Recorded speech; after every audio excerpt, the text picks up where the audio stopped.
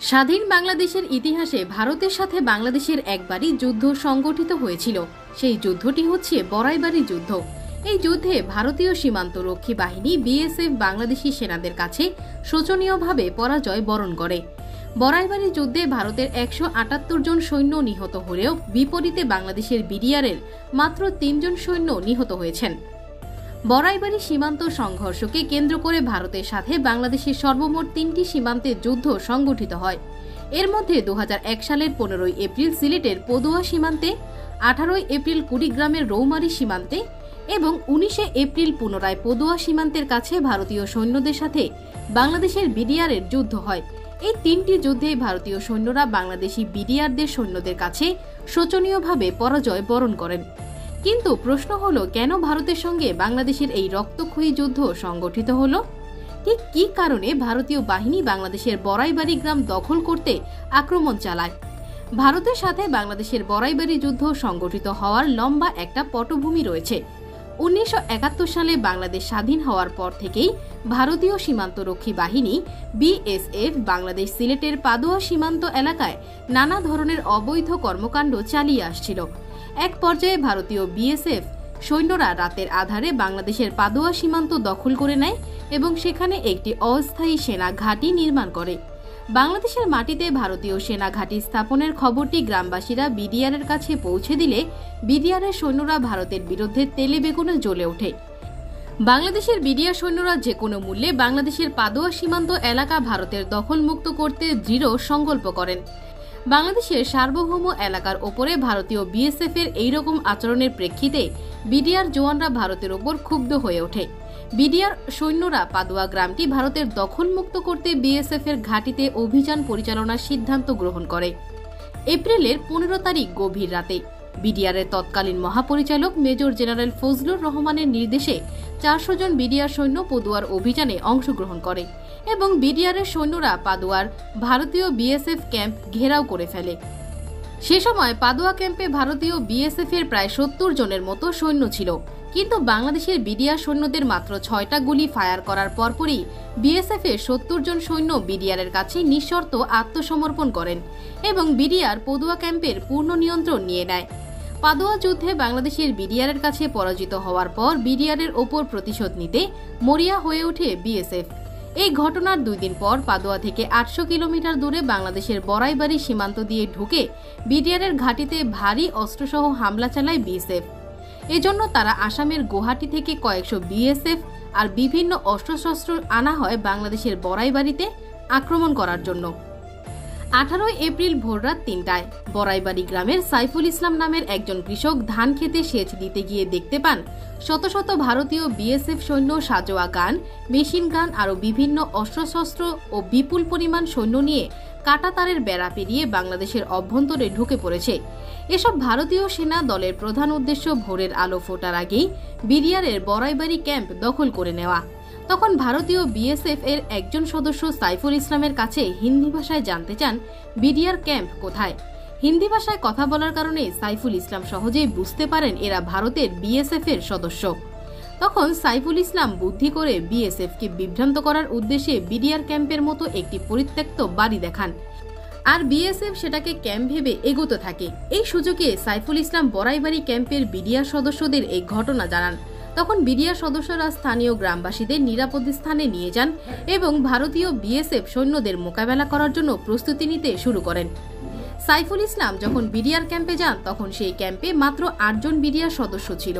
অপরদিকে বাংলাদেশের ভেতরে ঢুকে পড়া ভারতীয় সেনাবাহিনী ও বিএসএফ এর সম্মিলিত সেনা সংখ্যা ছিল প্রায় 500 জনেরও বেশি। ভারতীয় সেনাদের তুলনায় বাংলাদেশের বিডিআর সৈন্য সংখ্যা অতি নগণ্য হলেও কিন্তু বিডিআরের প্রতিটি সৈন্যর মনে ছিল অসীম সাহস, আর সেই সঙ্গে দেশের প্রতিটি ইঞ্চি মাটি রক্ষা করার দৃঢ় সংকল্প। এদিকে বিএসএফ সদস্যরা সাইফুল ইসলামের দেখানো পরিত্যক্ত বাড়িটিকে বিডিআরের ক্যাম্প মনে করে বাড়ির মধ্যে এলোপাতাড়ি ফায়ারিং শুরু করে, কিন্তু পরক্ষণেই বিএসএফ সদস্যরা বাড়িটির ভেতরে গিয়ে দেখেন সেখানে কোনো বিডিআর সদস্য নেই। ভারতীয় বিএসএফ সৈন্যরা ভেবেছিল তাদের ভয়ে বাংলাদেশের বিডিআর সৈন্যরা পালিয়ে গেছে, কিন্তু এর কিছুক্ষণ পরেই ভারতীয় বিএসএফ এর সেই ভুল ভাঙতে শুরু করে। তারা বুঝতেই পারেনি বাংলার দামাল ছেলেরা কখনো পালিয়ে যাবার পাত্র নয়।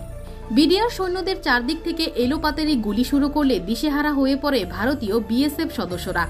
বিডিআর সদস্যরা ভারতের বিশাল সৈন্যবহরের সামনে সরাসরি যুদ্ধ না গিয়ে গেরিলা যুদ্ধের কৌশল অবলম্বন করে, কারণ বিডিআর জওয়ানরা ভালো করেই জানত তাদের পক্ষে মাত্র ৮ জন সৈন্য নিয়ে ভারতের ৫০০ জন সৈন্যর বিপক্ষে লড়াই করা মোটেও সহজ কাজ নয়। এজন্য বিডিআরের এই ৮ জন সৈনিক আগে থেকে গ্রামের ভিন্ন ভিন্ন অবস্থানে ফাঁদ পেতে থাকে এবং ভারতীয় সেনারা বরাবরই ক্যাম্পের দিকে অগ্রসর হওয়ার সাথে সাথেই বিডিআর সদস্যরা মেশিন গান দিয়ে গুলি ছুড়তে শুরু করে। আর এই এক একটি মেশিন গান দিয়ে ১ মিনিটে ৭০০ গুলি ছোড়া সম্ভব। বিডিআর সদস্যরা এসব মেশিন গান দিয়ে ভিন্ন ভিন্ন লোকেশন থেকে বৃষ্টির মতো গুলি ছুড়তে শুরু করে। বিডিআর সৈন্যরা ভিন্ন ভিন্ন লোকেশন থেকে ফায়ারিং শুরু করার কারণে ভারতীয় বিএসএফ ভেবেছিল বিডিআর তাদের চারদিক থেকে ঘেরাও করে ফেলেছে এবং বিডিআরদের সৈন্য সংখ্যাও তাদের তুলনায় অনেক বেশি। কিন্তু বাস্তবে তখন বিডিআরের মাত্র ৮ জন ভারতীয় সেনাদের বিরুদ্ধে যুদ্ধ চালিয়ে যাচ্ছিল। বিডিআর এত স্বল্প সংখ্যক সৈন্য নিয়ে যুদ্ধ চালিয়ে যাচ্ছে সেটি ঘুণাক্ষরেও টের পায়নি ভারতীয় সৈন্যরা। যুদ্ধ শুরুর কিছুক্ষণ পর বিএসএফ মানসিক ভারসাম্যহীনের মতো এলোপাতাড়ি গুলিবর্ষণ শুরু করে, যার ফলে বিডিআরের ল্যান্স নায়েক ওয়াহিদ মিয়া, সিপাহী মাহফুজ, ২৬ রাইফেলস ব্যাটালিয়নের সিপাহী আব্দুল কাদের নিহত হন। প্রায় ২ দিন ব্যাপী এই যুদ্ধে মাত্র ৩ জন বাংলাদেশি বিডিআর সদস্য নিহত হন এবং এর বিপরীতে ভারতের ১৭৮ জন বিএসএফ সদস্য নিহত হয়।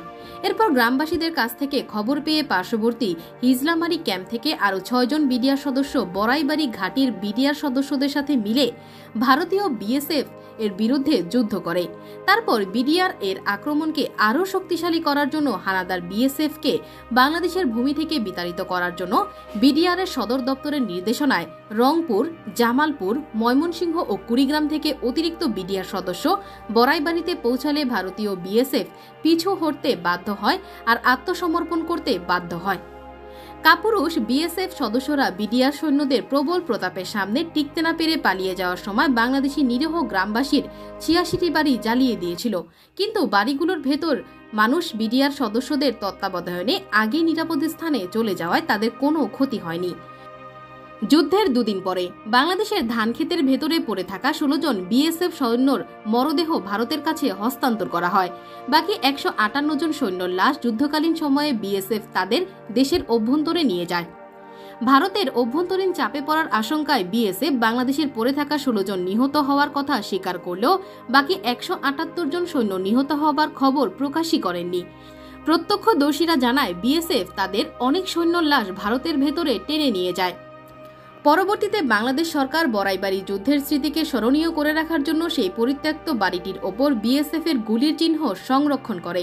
স্ক্রিনে দেখানো বাড়িটির ওপর আপনি গোলাকৃতির যেই চিহ্নগুলো দেখছেন, এটাই হচ্ছে পরিত্যক্ত বাড়িটির ওপর বিএসএফ এর গুলির চিহ্ন। এমনকি বাংলাদেশ সরকার নিহত ৩ জন বিডিআরের সৈন্যদের সম্মানে একটি স্মৃতিসৌধও নির্মাণ করেন।